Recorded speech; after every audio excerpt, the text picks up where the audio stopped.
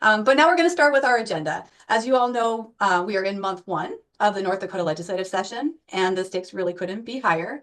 This year, we do anticipate and are beginning to see a swath of harmful proposals that attack human rights, undermine public education, and limit democracy. These are things that are diverting the focus and resources from very critical issues like housing, healthcare, economic security for the families of North Dakota.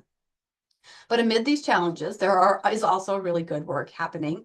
Efforts to provide free school meals for all students, people tackling the housing crisis, people working to protect access to birth control and IVF, and those sorts of things really reflect the commitment to helping North Dakota families and our communities and make sure that we're all thriving.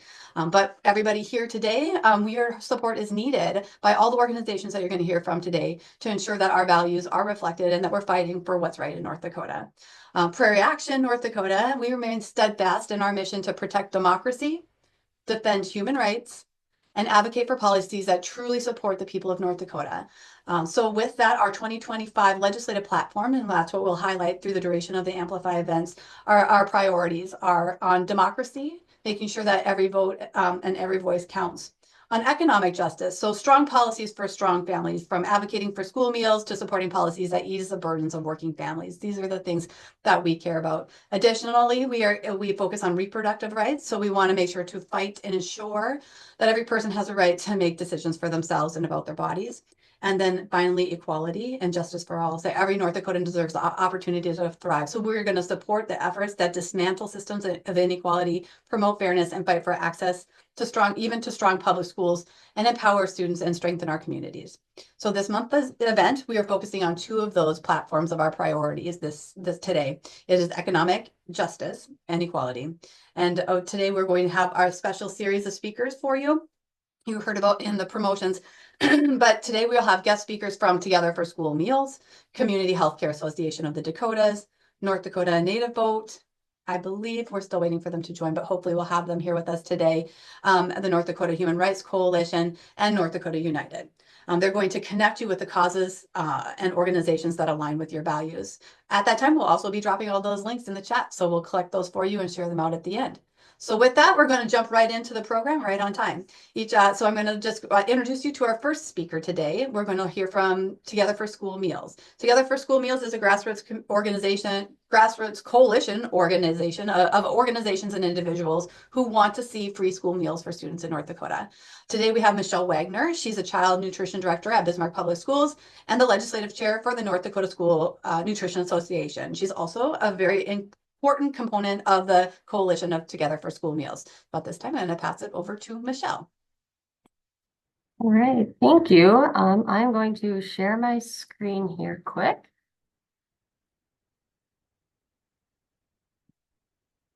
Oops, are you guys able to see that? Not yet, Michelle. Did that work? Not seeing. Oh, it just worked when we practiced, right? There we go. How's that? There we go. We can see it. Okay. All right. Well, thank you for that introduction. Like Amy said, I'm Michelle Wagner, the Director of Child Nutrition for Bismarck Public Schools. I'm also the legislative chair for the North Dakota School Nutrition Association. I'm here on behalf of kind of two groups. I am representing North Dakota NDSNA. And so a little bit about our group. Our association, we have 298 members, ranging from cooks to superintendents. And our focus with our association is really to represent those frontline workers, those cooks that are getting up at the crack of dawn to make sure that our kids are fed. And then Amy kind of touched on the Together for School Meals. So this is a grassroots coalition that started this year. And basically our purpose is to ensure that every child is getting access to healthy school meals.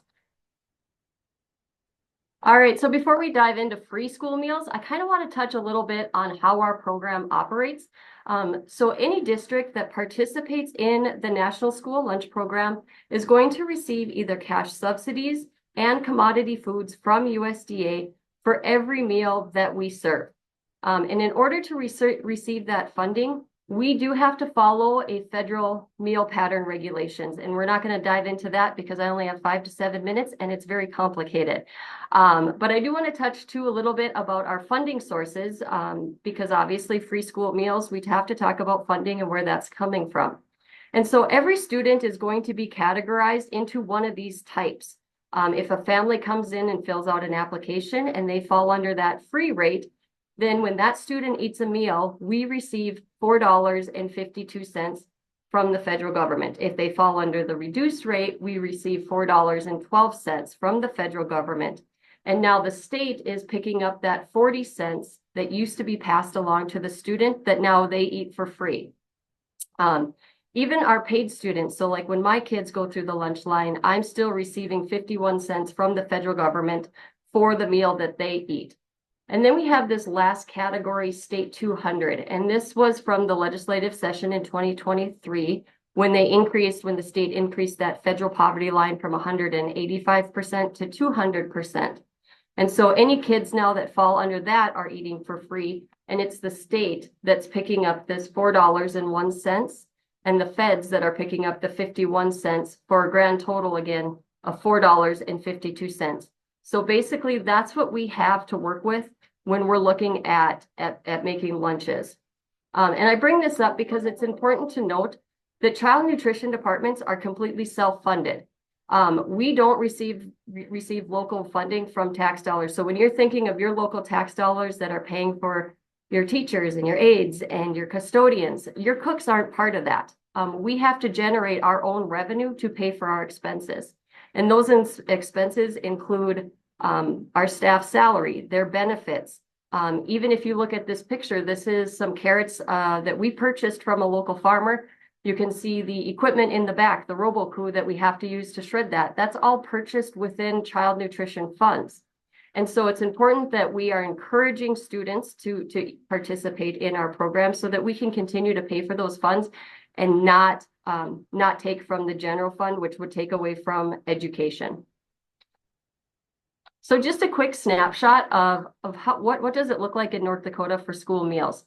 So in 22-23, as a state, we served 5.4 million breakfasts, which is about a 20% participation rate.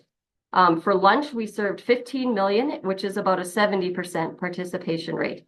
And so what we know is that when other states have gone free, that breakfast participation rate really increases. That's where we're probably going to see the largest growth. We are going to see some in lunch, but we really hope that we start feeding more kids breakfast. And that kind of goes into why we're here advocating for free school meals.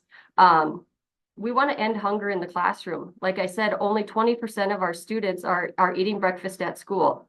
And so if they're not eating at home and they're not eating at school, that means they're not nourished to learn. If you're not being fed, you can't succeed. So that's really one of the main reasons that we want to have free school meals for all, to try and increase that breakfast participation, and that we are feeding those kids so that they're set up for success. We know that 1 in 3 children have had to access the Great Plains Food Bank in 2023, and that this does affect everybody in the state.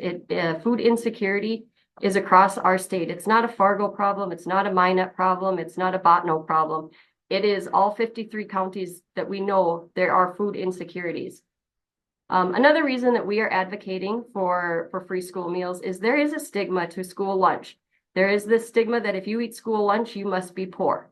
And we want to eliminate that stigma. And so by taking away that cost to that meal, it really levels the playing field for all of our students. They are given the opportunity to get the same meal as everybody else without that stigma that's tied to school lunch. And then I think it's really important to note that the school lunches are the healthiest meals that kids are getting nowadays.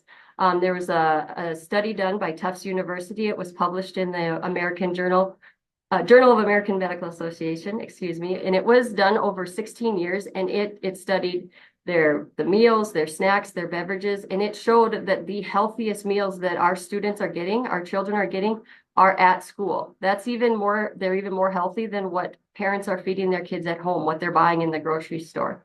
And so when our kids are eating school meals, we know that they're getting an increase in their fruits, in their vegetables, and in their whole grains. So this is hot off the press. School Meals for All, House Bill 1475, I think dropped last night at 4:30. So I had a quick chance to read it this morning. But basically, Representative Hattlestead put this bill through and is asking for 140 million for school meals for 2 years. So that would be 30 million for breakfast and 110 million for lunch over the next 2 years. And I think it's really important to note that we are asking for this out of the general fund.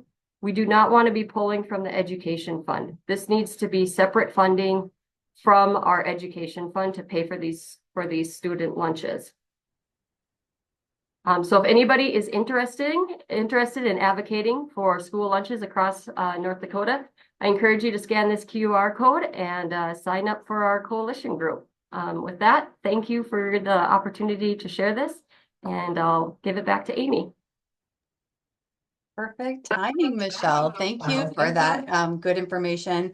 Like I said, everything will be in the chat, so we're going to go ahead and move to our next speaker today. And the next person we're going to hear from is from the Community Healthcare Association of the Dakotas, whose mission is to provide access to high quality, reliable healthcare regardless of where they live. Today, we're going to hear from their Director of Equity and External Affairs, Shannon Bacon, who will also be sharing her screen.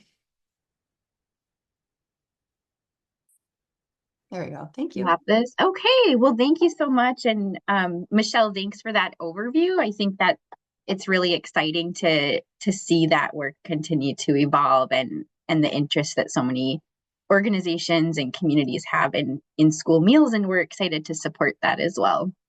So I work for Community Healthcare Association of the Dakotas. In a nutshell, we're really focused on promoting access to healthcare and making sure that everyone in North Dakota can get the healthcare they need when they need it, locally and high quality. And so we do also represent the community health centers across the state. So their logos are here. And sometimes when folks hear community health center, they're not always sure what it means, but if they see their local health center logo, they go, ah, yes. So Family Healthcare, Community Health Service Inc., Spectra, Coal Country, Northland, if those names ring a bell, those are our members. And they provide access to primary care for all North Dakotans, regardless of their ability to pay or their health insurance status. But they also work to make sure that if someone's not covered by insurance and they have opportunities to enroll in Medicaid or Marketplace, that they help get them enrolled. So you can see our service map here. And one of the things I'll just note is kind of this unique model of care. So you can see in the key, the range of care that we provide under the scope of primary care includes medical, behavioral health, dental. We have some school-based sites. We have social workers, community health workers, case management. So really a whole person approach to primary and preventive health. And then this is just a data snapshot, and I'll send these slides over to Amy if you'd like a copy. So this just gives you a little glimpse of some of the impact of our member health centers, who they're serving. And what I wanted to focus on today was the number of dental visits. So total in 2023, we provided 117 total visits, and over 25,600 of those were dental visits. So a little bit unique to community health centers that is provided as part of primary care. This is our legislative priority list. I'm not going to go through all of this. I am, again, happy to say that we're able to support the healthy school meals for all kids. So appreciate Michelle and others' leadership on that. And then today I want to hone in on access to dental care, specifically for the Medicaid expansion population. So I thought, we don't have a lot of time to dig into all the statistics and information, but I think a picture says 1,000 words, right? And so this picture is of an event that was held in Bismarck. It's held every 3 years. It's called Mission of Mercy. And it's a volunteer event where dentists come in and volunteer, hygienists, community volunteers. It's a huge effort that happens every 3 years. And so this one was in October, and here you see 778 North Dakotans that received free dental care at this event. Hundreds of them were lined up. Some people lined up the night before, just to think about the level of need someone has to come and line up for free dental care the night before. 40% drove over an hour to attend, and 40% were reporting tooth pain. So while it's amazing that folks come together and make sure this care happens, it's also a visual picture of a really unmet need in our state that we could also address in more systemic ways as well.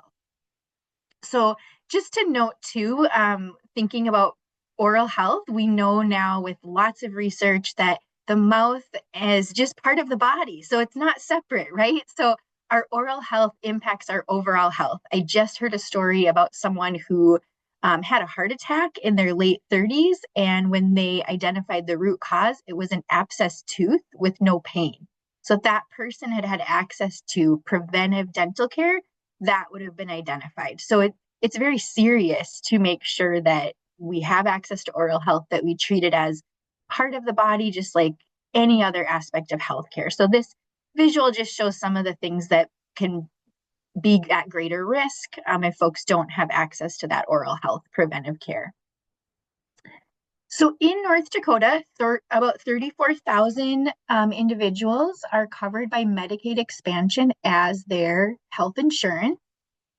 But today they have no dental coverage. So there's a difference there where folks who are on traditional Medicaid have a dental benefit, and individuals on Medicaid expansion, there is currently no adult dental benefit for them. So there's this pretty significant gap in coverage. Just a couple quick data points. If we look in North Dakota from 2018 to 2021, there were over 1,000 non-traumatic dental visits to the emergency rooms for every 100,000 residents. So what happens when we don't have access to the preventive care? Complications happen, or we end up in the ER. And so both from just quality of life and health perspective, that's not a good thing, and also cost to the healthcare system and to North Dakotans. It's a much more costly way to manage oral health. We know that poor oral health can lead to loss of appetite, poor nutrition. It can complicate disease management. My daughter has type 1 diabetes, and that's one of the things we've learned is that keeping up with oral health impacts blood sugars. And so it's just all very connected, like I said. And of course, individuals that don't have access to that routine dental care are more likely to then also need time away from work to deal with, complications that might happen. I won't go into this in depth, but this is just some other stats here. More than half of Indigenous adults in North Dakota reported no dental visit in the past 5 or more years. 1 in 3 adults who are not Indigenous reported no dental visit in the past 5 or more years. You can see some of the pregnancy stats here, which is really concerning because access to oral health is very connected to kind of prenatal health for the mother and overall health during pregnancy. And then just a note on dental workforce, and I won't go in depth on this, but we have a severe dental workforce shortage. And the unique interest I think health centers can bring into the dental benefit conversation is that we are providing care to uninsured folks, right? And so we're providing that in an uncompensated way. If we could be compensated for the care we're providing and reimbursed, we're able to then grow our programs. So we're able to then further invest in the community, hire more dentists, create more access. So it's all connected, that workforce issue. So that was a quick overview. Reach out anytime. We have a bill coming, but it hasn't dropped yet. So I don't have a bill number for you, but that should be here in the next couple weeks. My email address is here. I'll pop it into the chat and just welcome anyone to reach out with questions. I'll stop sharing and I'll just add, if anyone has like particular stories, I think, either from a personal perspective or things you've seen in your work life, I think that's particularly impactful. So I would love to connect with you if you're wanting to get involved. Thank you, Shannon. That was very helpful. Again, the information will come to you in the chat and in the email following up. So we're going to keep moving forward with the agenda because it's jam-packed. We had North Dakota Native vote on the agenda for today. A conflict arose, so they weren't able to join us. But I just wanted to quickly say that North Dakota Native Vote is a very valuable organization in our state. They work to empower the state's tribal communities to build a representative democracy and to really drive positive social change. A couple of the bills I think that they would have spoken about, but we'll try to follow up with, were some from, I believe, from Representative Jamie Davis. She has one called the North Dakota Feather Alert, which would be a specialized alert system to help locate missing Indigenous individuals. There was additionally one called the Tribal Consultation Bill, and that bill would ensure meaningful consultation with tribal nations on legislation that directly impacts Native governments and lands and citizens and really reinforces a respectful, collaborative nature. And then finally, I know that she also spoke about appropriations for the Native American curriculum implementation, which was Senate Bill 2304. So this would be funding to fully implement the 2021 mandate for Native American history to be taught in all of North Dakota schools. So like I said, we'll try to get some follow-up for all of you on those. But with that, we're going to go ahead and move to our next speaker today. The next person we're going to hear from is the Executive Director of North Dakota Human Rights Coalition. That is Dalton Erickson. And Dalton works with the Human Rights Coalition to promote and protect human rights and support those who have been marginalized and to create a just society. So with that, I'm going to pass it to Dalton. All right. Thank you so much for that fantastic introduction. So, as Amy said, my name is Dalton Erickson, he, they, in case you ever meet me.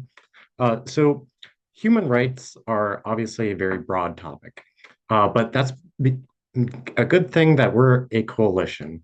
We work with people and members and partner organizations across the state to advocate for human rights, both at the legislature and on the grassroots level. And these two things work hand in hand, and it's something that we're working to increase more and more so on the side of the grassroots.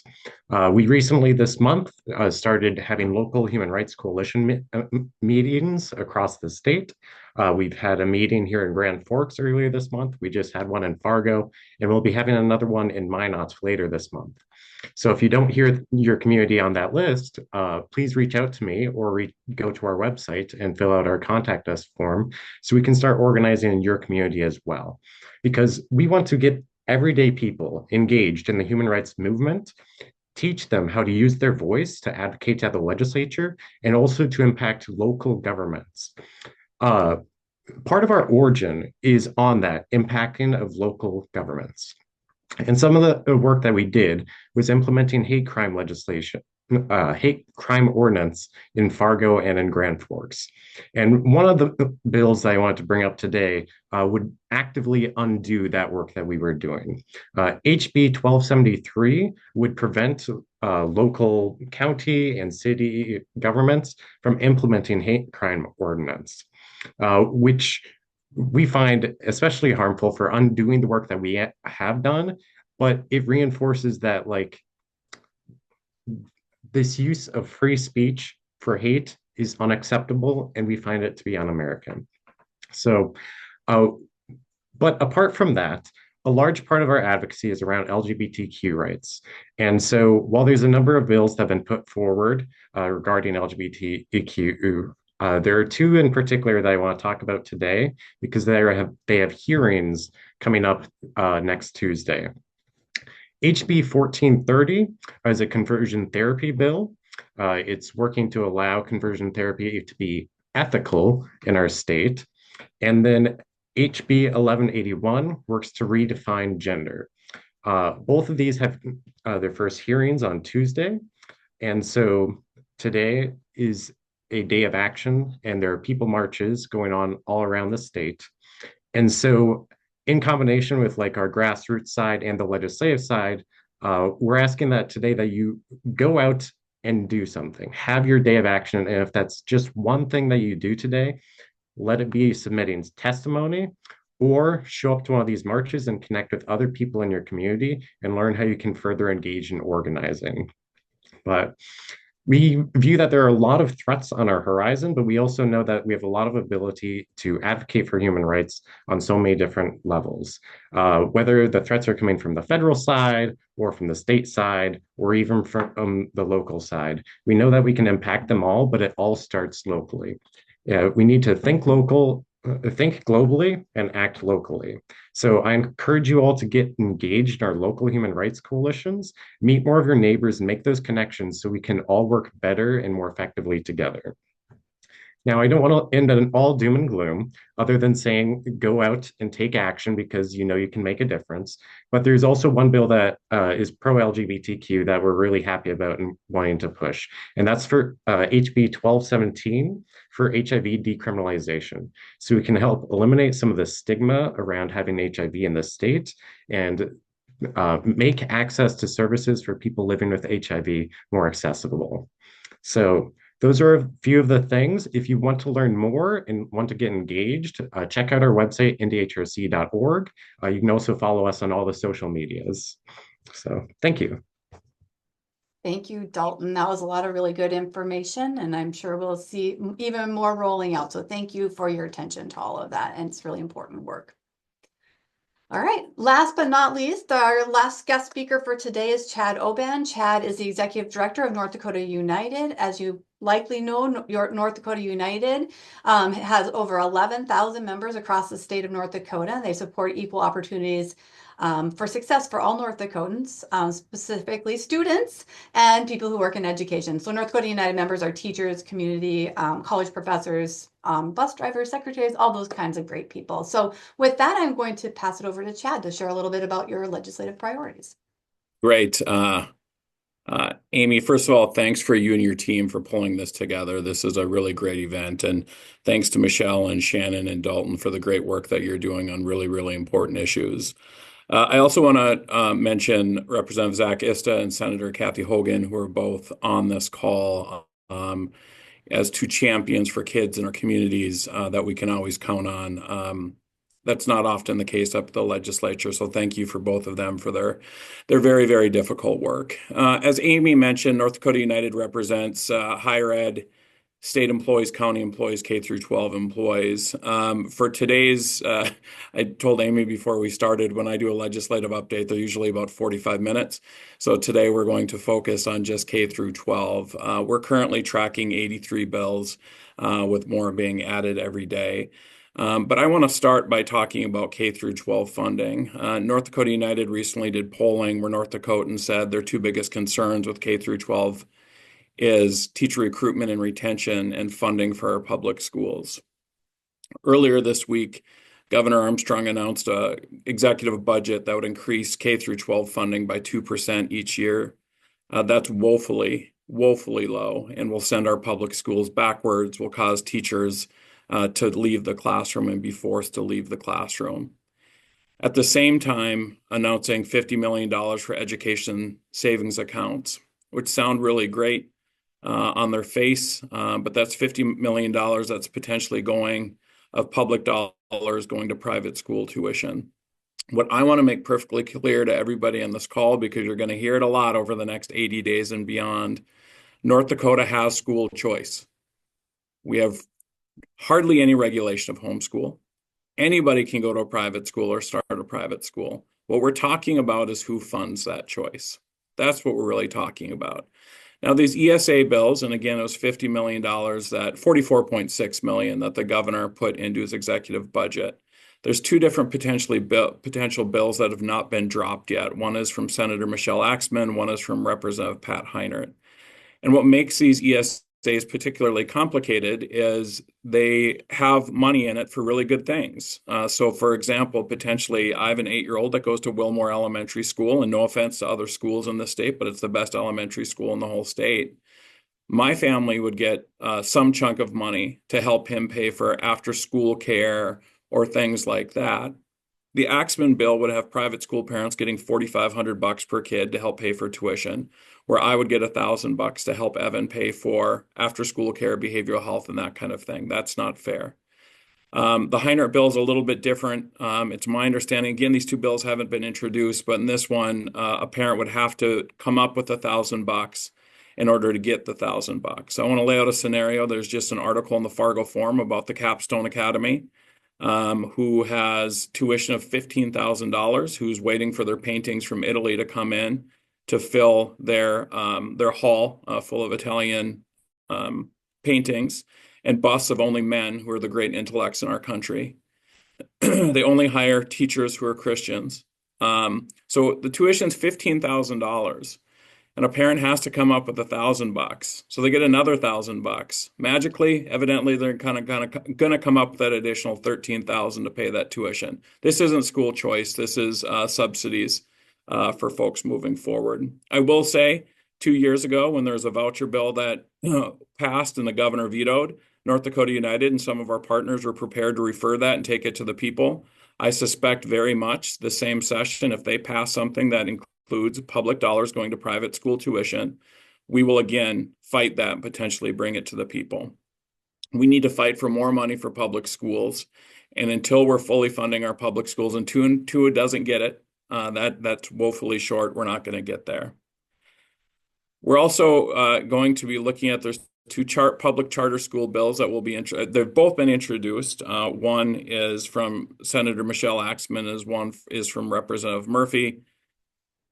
Also diverting money from our K through 12 into different public charters. There's a little bit more accountability with public charters than private schools, but it's still problematic in what we've seen in other states.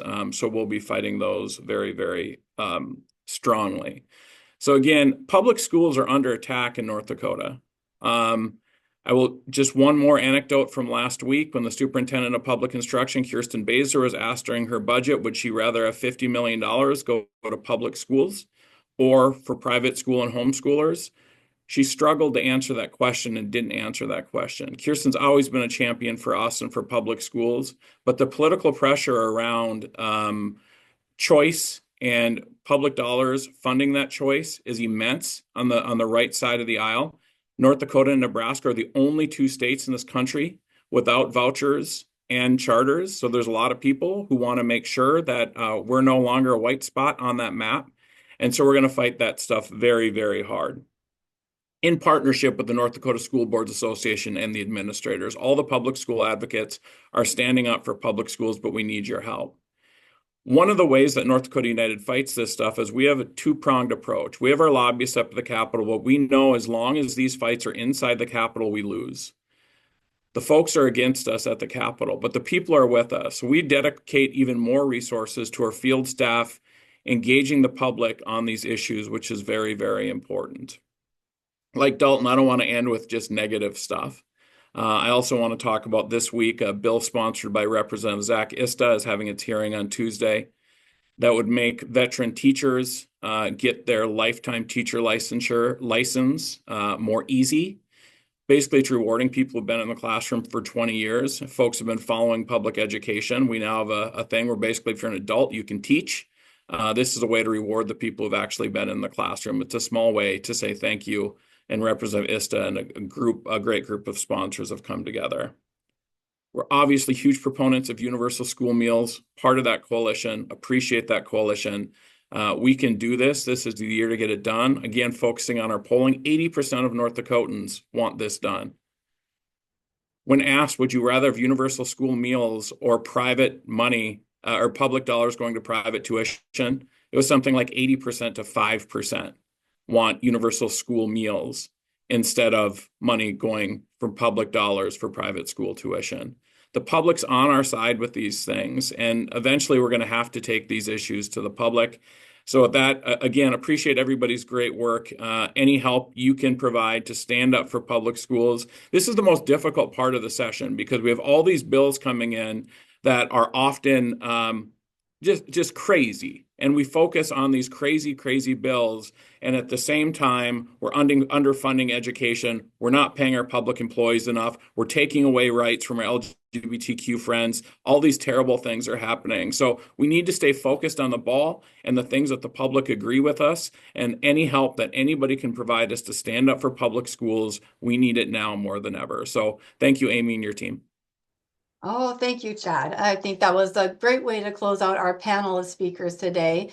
So I wanted to really take a minute to thank all of you for the speakers for being here today, not just this morning, really, for joining us this morning, but really for all the work that you do to connect your members, the general public, and others with the issues that are so important at the legislature. Everything moves so quickly. So we really do depend on you to share out the information as you hear it and to help guide us as as we connect with you with our values. So I wanted to take a second to thank you all for that today. We do have just a little bit of room in our agenda. So I wanted to just check back in the chat and see if there's any quick questions that anybody would like to have one or two of our panelists ask. So if anybody has a question they want to type into the chat, I will take a second here.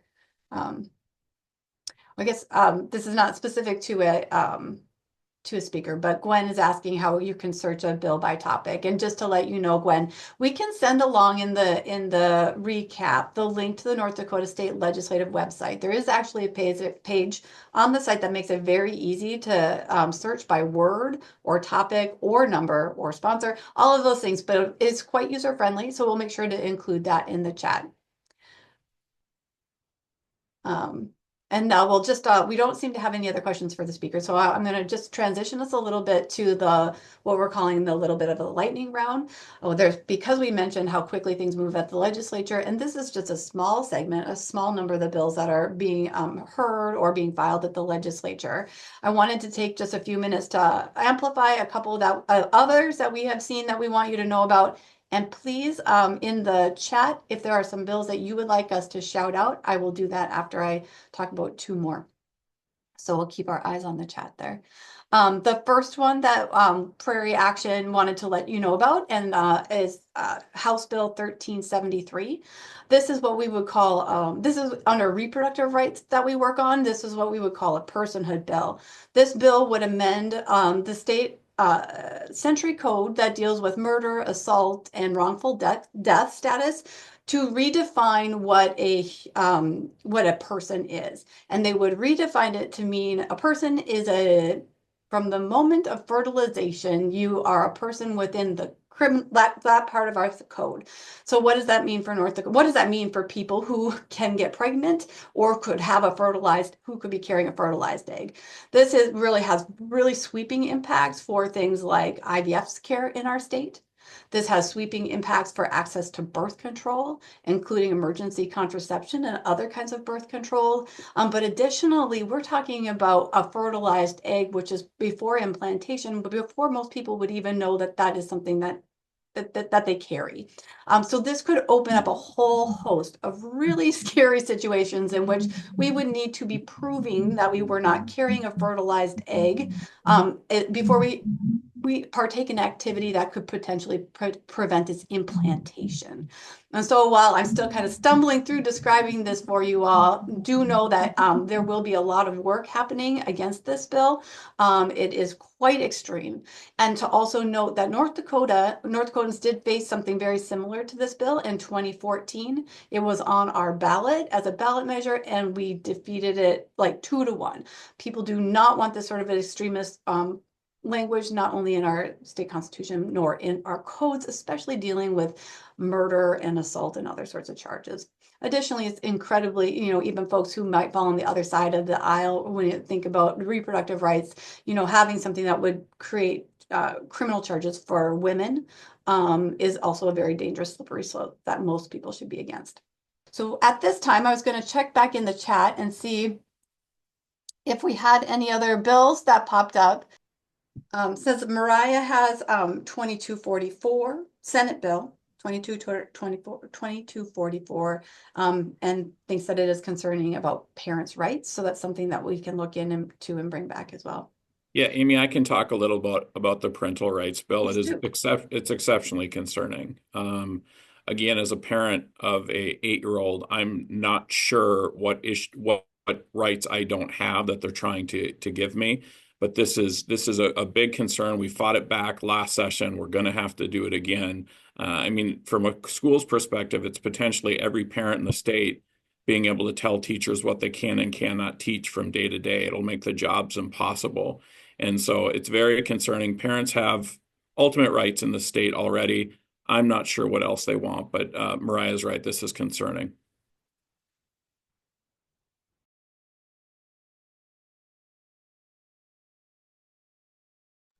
Thank you. Sorry, I was on mute. Thank you for that, Chad. I appreciate you filling us in a little bit more on that. And actually, Ellie is asking in the chat if you could talk about the bill prohibiting tenure at two-year schools. Would you be able to address that? Yeah, so that bill just dropped, I think yesterday, the day before. It's very similar to a bill that was put in last session, but it essentially takes away tenure from two-year schools. So that would be BSC, Wahpeton, and potentially others.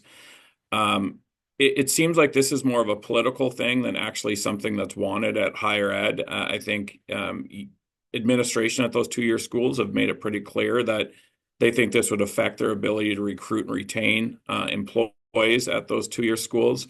So it's something that we're certainly going to defeat. I mean, when we're having a tough time already recruiting and retaining faculty at our higher ed campuses, the last thing we want to do is take away their ability to speak freely. At-will employees not don't have the same freedom in academic settings, and so we'll fight against that. The North Dakota University system, they had a meeting, I think yesterday, where they've not taken a position on this yet. So yeah, it's a concern in what it'll mean for our two-year colleges. Very helpful. Thank you for that. I'm just kind of scrolling here to see. Looks like there's a few people elevating a few different parental rights bills that we'll keep our eyes on. And then Cheryl is asking about housing. If Amplify will focus on housing in the future, we certainly will. We'll be changing topics from time to time, or from event to event. We will bring that up, and we'll circle to some of our housing experts in that field. So thank you for elevating that. And I also saw in the chat, I think Kevin was bringing up having some questions and sharing some information about the conversion therapy bill. So I just wanted to see if Dalton, if you're available to just share a little bit more information about the plans around addressing that bill. Around 1430, you said, right? Yeah. Correct. Yes. We have a number of social workers that are currently organizing and taking the charge on addressing that, as they've been raising some questions of can you really legislate ethics, which the Social Work Association for the state already, like, you cannot be a licensed counselor and provide conversion therapy. So there are efforts to already do some testimony, and we do encourage others to submit some written testimony in advance, just so that they hear from the community. But as far as we're aware, there aren't really that many people that would be providing it if this legislation does go through.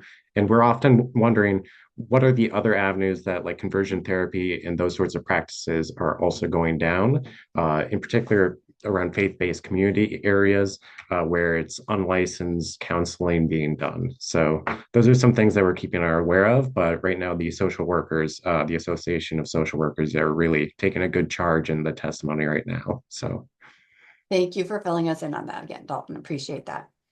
And then in the following the lead of many of our speakers, there's a couple of things in the chat that are really good things for North Dakotans, and so I'm just going to elevate those before we transition to the end of the event. But Shannon did share House Bill 1283, which is a breast cancer screening bill, and it would create parity in coverage for women who require more rigorous imaging based on family history or specific breast tissue composition. So that is something that's really important to women's health, and we'll make sure to keep our eye on. So Shannon, thank you for sharing that. And Andrew shared House Bill 1143, and that would grant $10 million to Great Plains Food Bank and for a modern distribution center for hunger relief. So again, focusing on food insecurity, as Michelle talked about earlier, it is in every county in our state. People are struggling to put food on the table, and the Great Plains Food Bank is a tremendous resource for that. And so this would help to create a distribution center or some grants for that. And then those are some really great things that are coming. Robin had a question about childcare bills. Maybe for the next Amplify, we can focus on some childcare, some housing, and a few of the other issues that are so important to our wide swath of values that we hold here today. So I would thank you for dropping that in the chat. As a final reminder, in the chat, there are several events going on around the community. There's People's Marches happening across the state, and a few happening in person locations that are days of action to get you going and getting you pointing in the right direction on how you can reach out to your legislators. You can find that information on our Facebook page as well. I know they're happening in Fargo, Grand Forks, Jamestown, Dickinson, Minot, Bismarck. So please, if you can and you are able, head out after this and continue to plug in. So in closing, again, I would like to thank our speakers for being here today, for the great work that they do. I want to thank all of you for taking the time to join us here today. We had 70 people that spent the hour with us, and that's really incredible. I know it's a lot of information coming at you during these very busy legislative times, and we want to do what we can to make it digestible and prioritize things so that you can make the best use of your time and your outreach to your legislators. And as a reminder, if you're interested in doing additional work with Prairie Action, we have a couple of different volunteer opportunities that also amplify the work that our partners are doing. The North Dakota Megaphone Project is a digital volunteer program in which you work with our digital organizer to share out information in your social medias about all the great things that we've talked about today and others as they come along. So it's really knowing that people who are seeking information really look to their friends and family for guidance. And so really tapping your networks, which are often on social media, by sharing out important information, fun graphics, memes, those sorts of things, really helps to amplify the work. So we'll drop a link for applying for that. Just want to remind you that we will be here again third Saturday in February at 10 a.m. The registration link is the same, but we'll put that in the chat. So if you're here today, you'll get information about it. But please also remind friends and family that they can join as well. We'll get information about what the topic will be probably in about a week and a half. So look for that. And finally, if you want to continue to get information from Prairie Action, we do a daily news roundup of information of all topics that I shared with you today around our values. And it's mostly almost strictly local news, so that you can see what people are talking about in all the communities across the state. So please consider subscribing to the newsletter. So just as a reminder, all of this will come out to you in an email next week after we get the video edited and up on our YouTube page, and then we'll send an email out to you. We'll continue to promote action alerts of all of these partners on our Facebook pages and social medias. And with that, we're going to adjourn today's call, give you 5 minutes back to your time, and thank you all for being here today. Take care.